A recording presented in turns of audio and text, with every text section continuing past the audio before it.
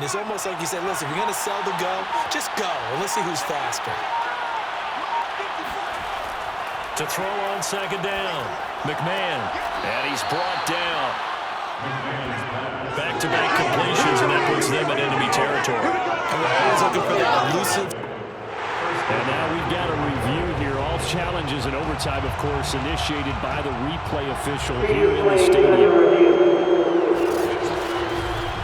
Did he keep those feet in bounds? That's the question they've got to decide. And I got to say, watching it in real time, it was awfully close. Yeah, it certainly looked like a heck of a catch because he didn't appear to bobble it, which could complicate things. But even with the benefit of replay, that's pretty tight. Well, here's the call. Let's go! Let's go!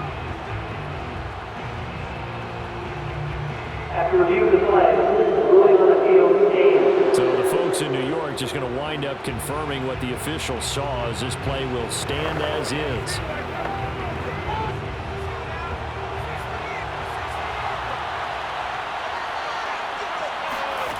On 1st and 10, McMahon. Got a man and he hits him in stride. And he's corralled, but not before getting it inside the 35. If you're going to blitz, likely going to leave you in man coverage with this guy, and that is less than ideal. It is because just about any offense that has an elite receiver, if you blitz and have him in man coverage, you're going to him, even if he has an elite defender on him, because he usually knows where the ball is before the defender does. Now this throw caught left side, and they'll get this one to about the 20-yard line. That's the third time on this drive that these two have connected with each other. They've got a real rapport going, and right now it's paying off with big chunks of yardage as shown by that last play.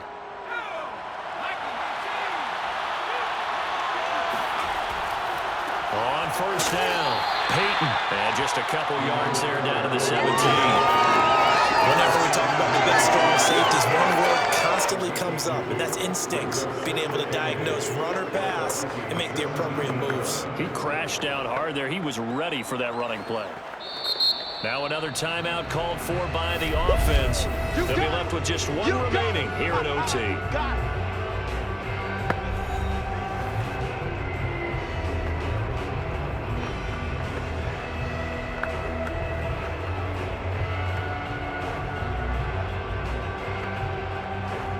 Second down and 8.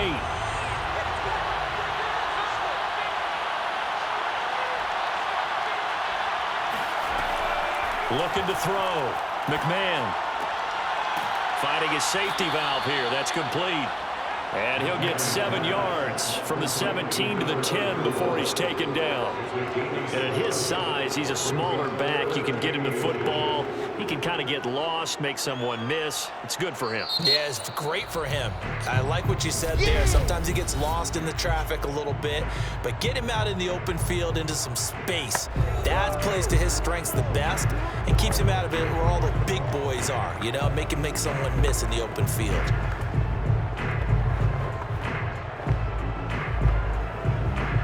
This will be the 8th play of the drive, and it's 3rd and inches.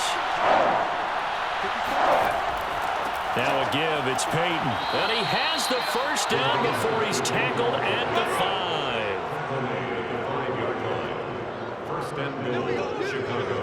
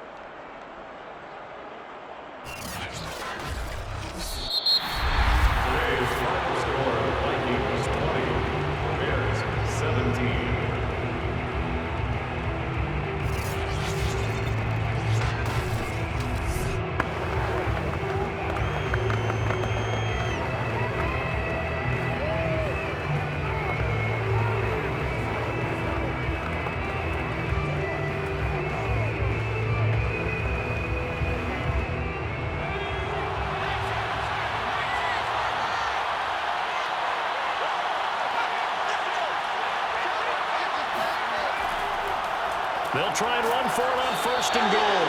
And the hole closes quickly here. He can fight only to about the 4. Only a yard on the pickup there. 2nd and goal. That didn't just feel like good defense there. That felt like pride, didn't it? He's already gotten into the end zone twice, trying to get there for a 3rd time. No one likes to have the hat trick against them. 2nd and goal from inside the 5. Back to throw. McMahon. And he is going to go down.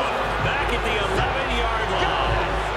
A big win there defensively on 2nd and goal. A loss of 7, and it brings up 3rd. 2nd goal, last thing you need to do is get pushed backwards to take a sack. But he couldn't find anywhere to go with the football. Had to eat it and ended up on the ground.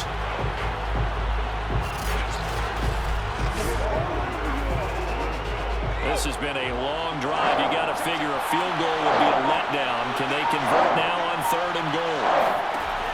From the gun, McMahon. Looking end zone, but it's incomplete. Great defense there on 3rd and goal. They took away everything. Forced him to fire that one to the sideline where no one could get it.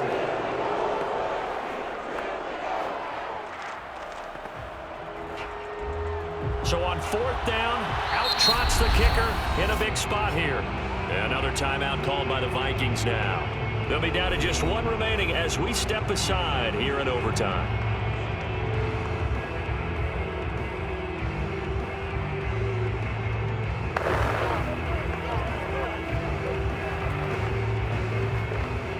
So on 4th down, out trots the kicker in a big spot here. And his kick here is good. And we are tied once again here in the overtime session. Both teams swapping field goals on their respective first drives of overtime. So now, you know the drill. It's on to old school sudden death. Yeah, it sounds exciting, doesn't it? Can I be a little bit of Dennis Downer here, though? That drive, able to go that far, yet they had to kick the field goal to keep playing. You would have thought maybe could they punch it in and go ahead and end it? We get more free football. Oh, yeah, good point. Come on. I'm back upbeat again. Forget the Downer stuff.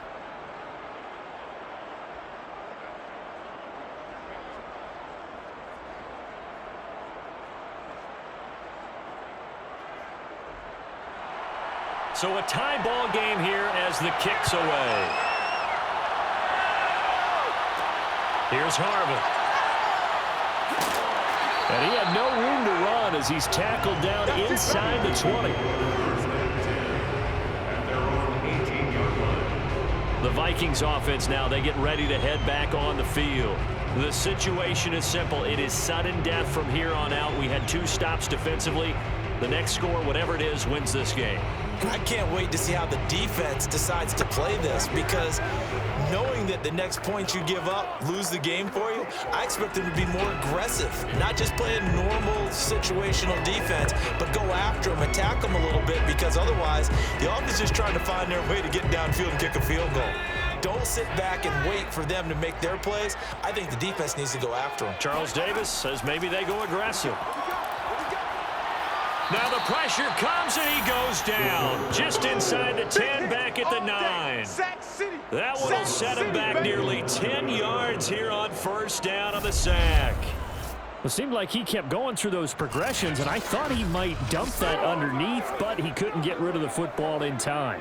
And I have to wonder if he was thinking while he was back there, I wish there were a lot less progressions on this play, just someone that I can dump the ball to and get it out of my hands. Off play action, it's Cunningham. Trying to lay one up deep. And he's got it. What a catch on the sideline. A huge play there in overtime. Well, that'll help get you out of danger. So much for playing it conservatively back towards your own goal line. That aggressive mentality, sometimes you can use it, and they did there against a defense who probably thought to themselves, there's no way they take a shot here this deep in their own territory. So the big play moves them all the way across midfield. It's 1st and 10 from the 45. Peterson. Nice move at the 40. And they'll get him down after a pickup of 8. 2nd and 2. That play wasn't quite as big as the play that preceded it, but still, gotta like the way they're moving the football, partner. Absolutely. Pretty good room to run on that last play. Yeah, they didn't get a first down, but still, you'll take runs like that each and every time, won't you?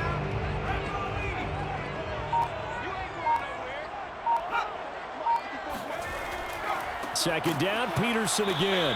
And he is met in his tracks behind the line of scrimmage.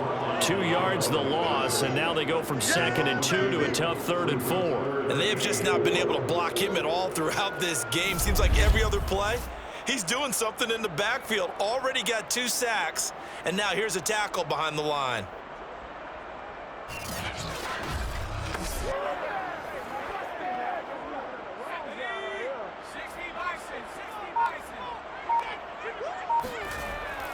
Third down, it's Adrian Peterson.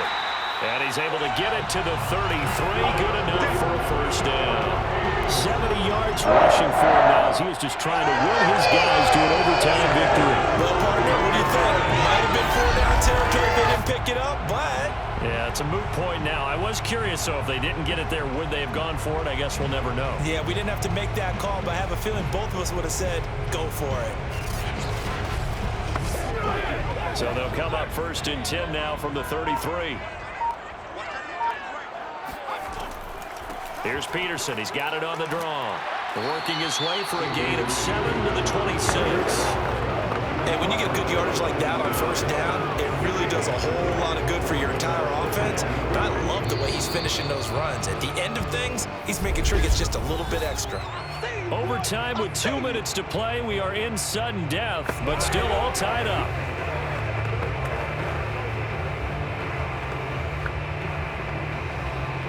Second down and 3.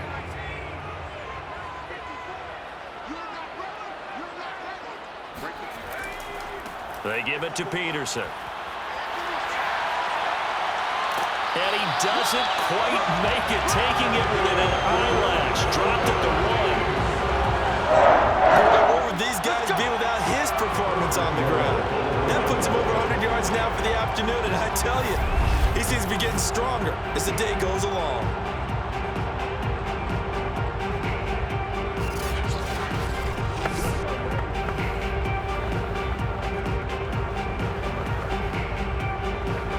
And now it all rests on the right foot of their kicker. This to win it in overtime. And he got it. The kick is good in overtime. He's able to split the uprights. And that will break our tie and give him a 3-point lead. So he remains perfect, 3 for 3 in the field goal department. And it's so important for any offense to have an ace like him up their sleeve, isn't it? Because now you know what his range is, and as soon as your offense gets there, you're pretty much counting on 3 points going up on the board. And Charles, I think when the schedule comes out, all teams, no matter where they're predicted to finish, talk about protecting your home turf. They were able to do that here in this one. Similar to a tennis match, right? Not letting them break your serve. That way you hold on to it. They got it done, and they feel very good about that victory.